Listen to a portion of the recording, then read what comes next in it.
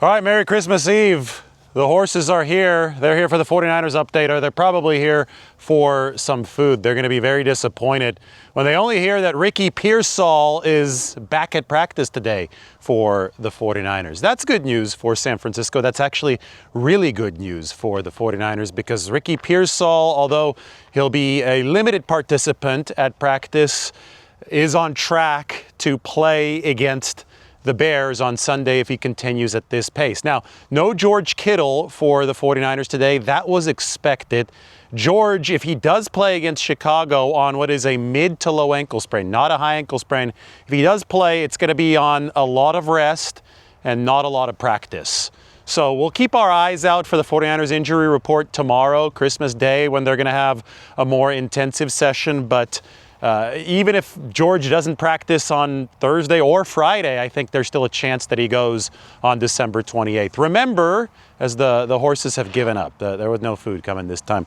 Remember that this is effectively a playoff situation for San Francisco as far as upside goes over the course of the next two games, because if you win both of them, you also effectively win a playoff game because you get the number one seed, and that means you have a bye in the first round, and you would win the wild card round without incurring a physical toll. The physical toll might come in the next two games, and the 49ers have to weigh the risk and the reward of playing somebody like George Kittle, playing somebody like Ricky Pearsall, but it does appear that Ricky is on good track to come back from the PCL injury for the 49ers. Other piece of news for San Francisco, Tatum Bethune, full go. Now, I'm very curious. He exited with an ankle injury.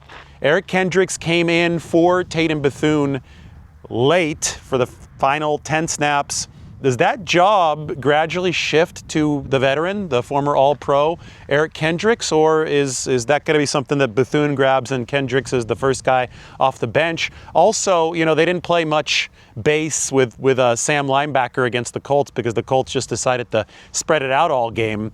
But I thought that Kendricks might be integrated into this lineup at Sam Linebacker. All right, let's take a look at the sunset here. It's a Christmas Eve sunset. Merry Christmas Eve to everybody.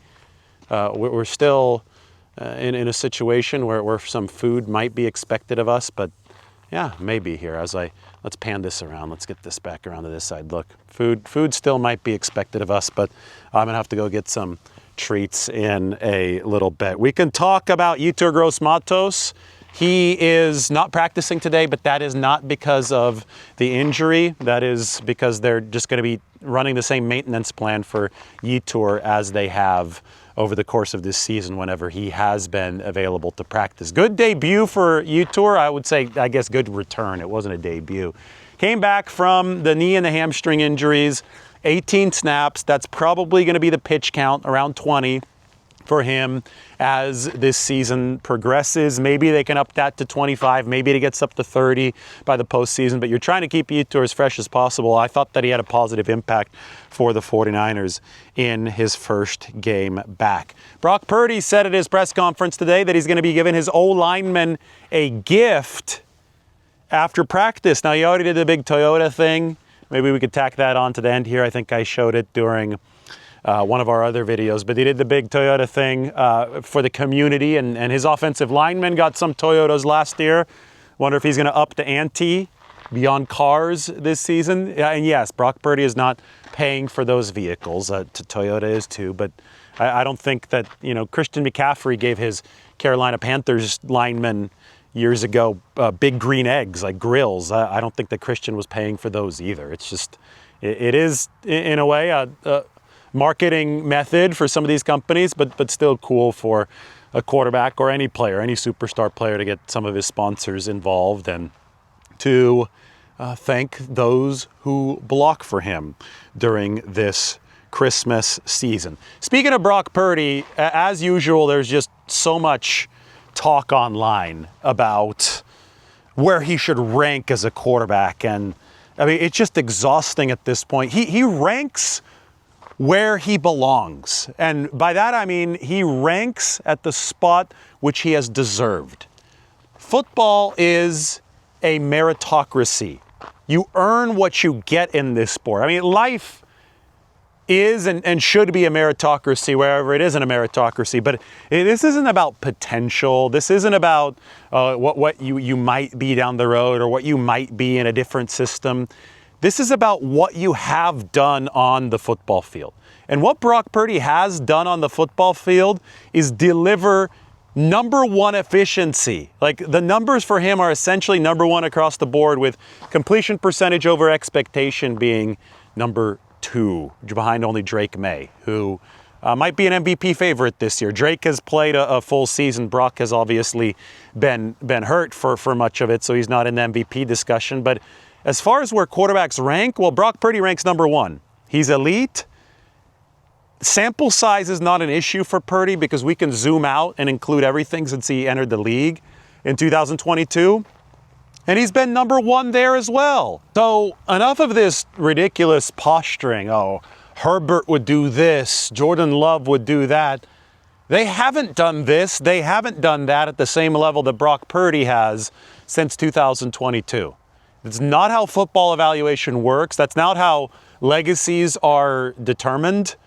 Tom Brady was ultimately graded and ultimately recognized for what he accomplished on the football field, not where he was drafted. That was in the 6th round. And for Brock Purdy, that will ultimately be the case. And you better get on board now, because there have been so many opportunities for people to get on board over the course of the years, when it's been very clear that Brock Purdy is an elite top-level performer, and for whatever reason, there's been discomfort and there's been resistance to that, but it is inevitable. If the league was about to figure him out and about to find some major weakness because he's a 7th-round pick and stall his career in its tracks, that would have already happened. It hasn't happened because Purdy doesn't really have a big weakness.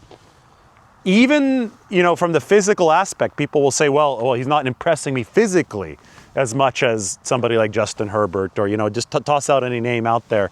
There's always this lack of physicality argument about Brock Purdy.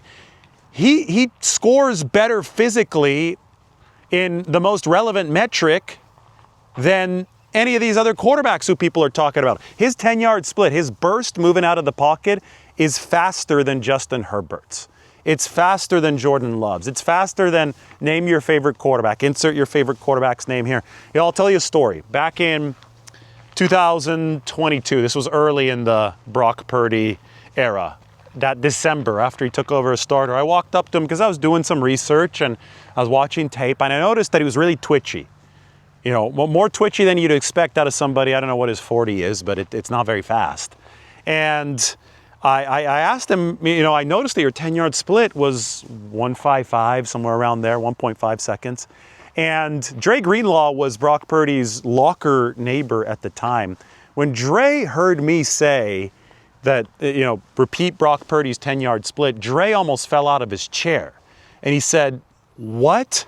Your 10-yard split is a 1.5? How do you not run a 4.4? Because 1.5 and 4.4 are like essentially correlated times. A 1.5 10-yard split should be a 4.440. Obviously, Purdy doesn't run a 4.440. I mean, if he kept up 1.5 speed, he'd probably outrace one of these guys right here. And as we know, they're really fast. Obviously, after 10 yards, it seems like a trailer gets hitched on to Brock Purdy, and he doesn't run nearly as fast. But that's irrelevant, considering what his job is at the quarterback position. His job is to move within the pocket, get away from pass rushes. You're rarely having to run 40-yard sprints. You're just trying to manipulate the pocket and buy extra time in order to run the system as effectively as possible. And that's what Purdy does so well. He has the best pressure to sack ratio in football, so he avoids sacks better than anybody. You don't avoid sacks with a 40-yard dash. You avoid sacks with quick movement, with smart movement. And then you combine that with the ability to be accurate throwing-wise. Well, he's been the second most accurate quarterback in football this year, behind only Drake May. The composite between accuracy and efficiency has been the very best. And then, one of the ways that you objectively measure all of this is, and kind of combine it all under one hood and say, okay, who does the best when the money's down? How does a quarterback take all those skills and deliver on third and fourth downs, the quarterback's downs, the money downs, right? Where, yes, his hand's going to be held less on third and fourth downs because there's going to be more unpredictability. You're moving away from this truly schematic portion of the game plan. And that is where Brock Purdy has dominated absolutely everybody, like by massive, massive margins. Those who are objective regarding Brock Purdy rely on tape and numbers. And he's been number one across the board his entire career since 2022. Those who are biased regarding Brock Purdy find arbitrary reasons to say quarterbacks who have produced less than him rank higher. Some deal in facts, some deal in feelings. Those of us who deal in facts are correct. Those who are objective regarding Brock Purdy rely on tape and numbers. He's been at the very top of the league, number one across the board since 2022. Those who are biased regarding Brock Purdy find arbitrary reasons to say quarterbacks who have produced less rank higher. Some deal in facts, some deal in feelings. But those of us who deal in facts are correct. Merry Christmas Eve. That's what the sunset looks like. Beautiful tonight. We'll talk to you guys tomorrow. Merry Christmas. He's probably still going to try to be bullied. Man. The last one. Oh.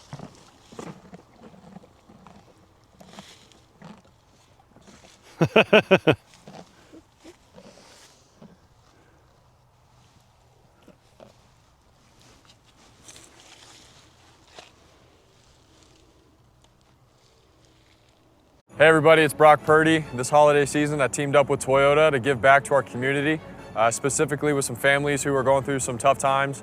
So we have a handful of families that we're going to help out with Toyotas, plus some other exciting things like game tickets, gear, and signed footballs. So should be a good day. Hey guys, how you doing? How you doing? I'm Brock. Nice to meet you. It's a real pleasure to meet you, Sir, Brock. nice to meet you. Thank you guys for coming. My wife and I partnered up with Toyota and wanted to get you guys some goodies for the holiday season and help just brighten up y'all's day. But just so you guys know, like, we appreciate every single one of you guys sitting here and for what you guys have done and what you guys stand for. And we look up to you just for your fight and your courage. So we appreciate all of you guys. And from the bottom of my heart, thank you guys for coming. And to start things off, we got a goodie bag here that each person's gonna get. You got a ball in there. You guys got our new jerseys that we're gonna wear at the end of the year. We haven't worn those yet, but those are our rivalry jerseys we'll be wearing against the Seahawks. Yeah. So, and then on top of that, we wanted to get you guys to the game, so we got game tickets against the Seahawks. So you guys all got some there you go, some tickets. Last thing, so we're gonna head outside and we got one more gift for everybody. So let's make our way outside. For Christmas, we just wanted to help y'all out as best as we could. So obviously you guys got your game tickets, jersey, football, and then we also got you guys a car. So for each family, you guys get a car. Yeah, no problem. Yes, sir. Congrats, guys. Yeah, have fun. Yep, thank you guys. Have fun with your new car. Let's go. You got a brand new car. Congratulations. Yeah, no problem, guys. That's right. Yep. No problem, guys. Yep. I'm a veteran and deployed 3 times, joined before 9/11, and today I got this awesome opportunity to be a part of this 49er celebration. I didn't know what to expect, and then the surprises kept on going and going, and now we're outside and Toyota has given us a car. I don't know if I will ever have adequate words to convey the experience that I had as a parent when we walked outside and saw all of these red bows on these white cars. It's truly been a life-changing experience, and we couldn't be more grateful. You guys talk to Toyota, but they'll be able to help you out with the wheelchairs, getting in the car and everything too. So you guys will be able to be great in there. So yeah, yes sir, no problem. Well, we got a lot of brothers and sisters. Yeah, so. let's go. Good, fit everybody in there. Well, you guys are huge motivation, encouragement, and just you guys fighting and keep going. So I look up to you, that's for sure. Kind of at a loss for words. It's that much. I'm still tingling. I'm just happy that we. Yeah. Thanks, guys. for everything. Thanks for coming, buddy, and Merry Christmas. Thank you for giving us encouragement and motivation to keep going in life and everything. So, yes, sir. No problem. Yes, sir. Thanks for everything. Great meeting you. Merry Christmas. See you guys. We'll see you guys soon. God bless you.